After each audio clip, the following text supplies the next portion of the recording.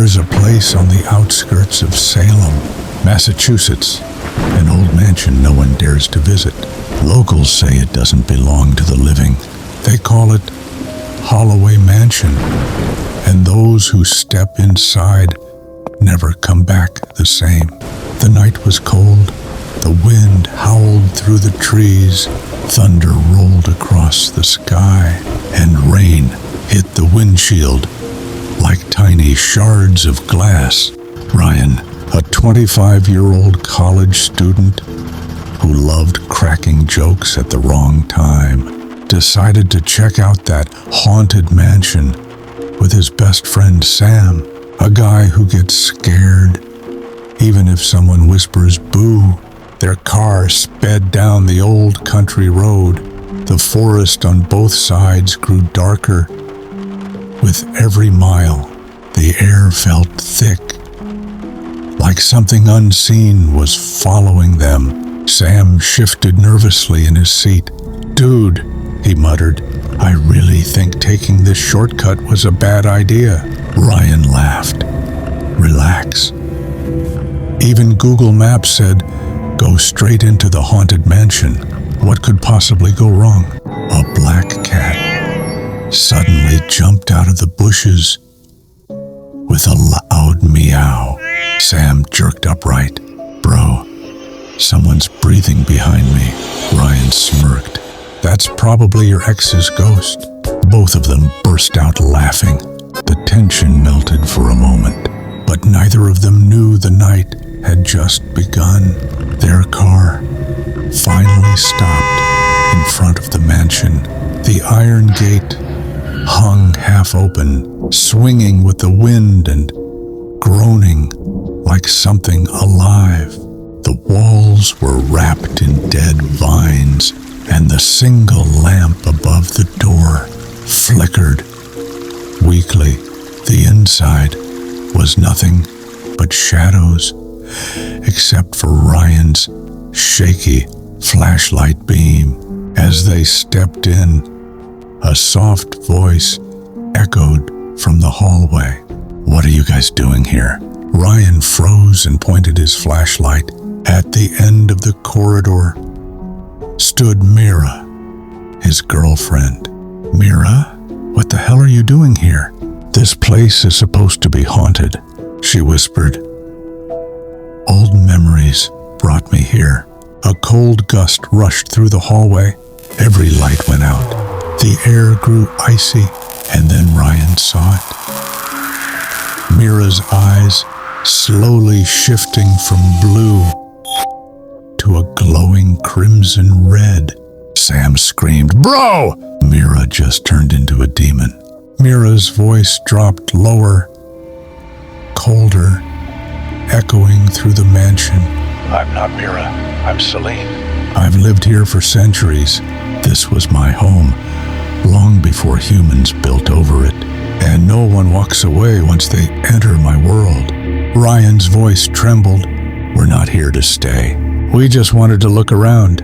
Celine smiled slowly, almost sweetly. "Then I'll make you stay, because I like you." Her red eyes locked on him as she moved closer. Just as her icy fingers nearly touched him, a loud voice echoed from the entrance. "All right, sweetheart, showtime's over." The old door slammed open.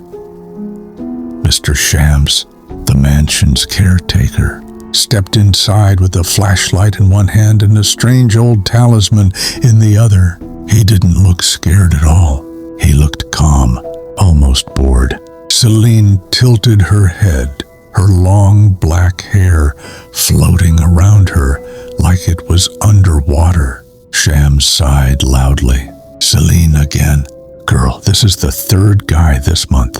You seriously need a new hobby?" Celine hissed. "He's mine, Shams." Shams raised an eyebrow. Yeah, that's what you said about the UPS guy too. You're developing a pattern here." Sam let out a shaky laugh, even though his legs were trembling. Ryan stared at Shams, half terrified and half confused. "Who the hell are you?" Shams smirked. "I'm the guy who keeps this house from turning into a full-time horror movie." He lifted the talisman slowly. The air around them began to change. The flickering lights turned blood red for a second.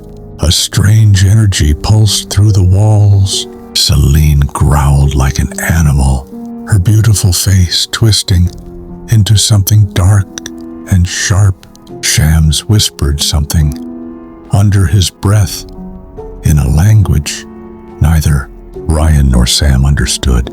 Suddenly the house shook. The sound was like wind and thunder colliding inside the walls. Celine's scream echoed through every corner, shaking the chandelier above them. Her body turned into a spiral of smoke and flame, struggling to hold its shape. Her voice slithered through the hallway like a cold breeze. "Ryan, just say it once. Tell me you love me." Ryan's heartbeat thundered in his ears. His throat went dry. Slowly he whispered, "I love you." Celine's laugh was soft and haunting. Love that can't be returned is the most dangerous kind. And with that, her figure began to melt away into the shadows. The lights flickered again and then went dark. For a moment, the only sound was Ryan and Sam breathing hard. Then Ryan looked down and saw Mira lying unconscious on the floor. Her skin was pale and her breath shallow. Celine had been inside her all along. Ryan dropped to his knees, shaking her shoulder gently. "Mira, wake up. Come on, wake up." Her eyelids fluttered. She blinked weakly and whispered, Where am I?" Ryan felt relief rush through him like a wave. He lifted her in his arms carefully. Shams walked closer, calm as ever, brushing dust off his coat. "Take her and get out," he said firmly. "And no matter what happens, don't look back. This house doesn't forgive." Sam's teeth were chattering. "Are you serious? What if she comes back?" Shams gave a crooked smile. "Oh, she will, but that's not your problem anymore. Now go." Ryan carried Mira toward the entrance, while Sam stuck close behind, still looking over his shoulder, like something might grab him at any second. The front doors of Holloway mansion creaked open slowly, as if the house itself was breathing. Cold wind rushed through the hallway. The rain outside had turned heavier, drumming against the roof. They stepped out onto the broken stone path. Ryan didn't dare to look back, remembering Shams's warning, "Don't look back." But Sam couldn't help himself. His curiosity got the better of him. He glanced over his shoulder. The windows of the mansion were completely dark. For a split second, though, he thought he saw a pale face watching from the top window. He let out a small scream and ran faster toward the car. Ryan gently put Mira in the back seat and climbed into the driver's seat. Sam slammed the door shut and locked it 3 times, just to be sure. Ryan started the car, and the headlights cut through the fog. As they pulled away, the mansion grew smaller in the rearview mirror, but just before the gates disappeared from sight, a faint voice drifted through the night air. "Ryan, I'll be back."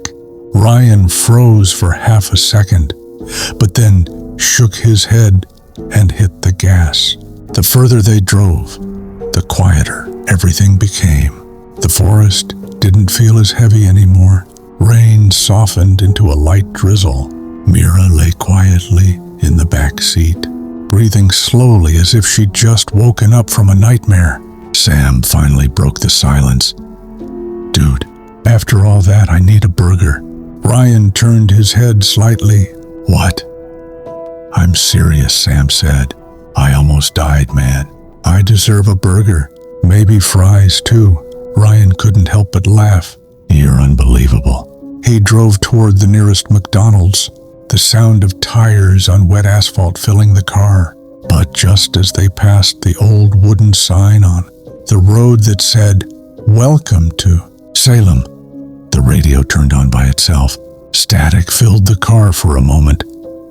Then a soft, familiar whisper came through the speakers. "Ryan, don't forget me." Sam's eyes widened.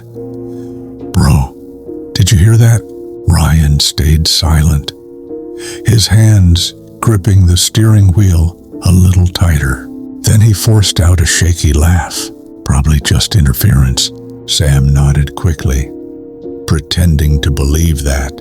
As they turned onto the main highway, Mira stirred in the back seat. Ryan glanced in the mirror. Her eyes were open, and for a split second, her reflection in the rearview mirror showed crimson red eyes. The car rolled down the road, disappearing into the night.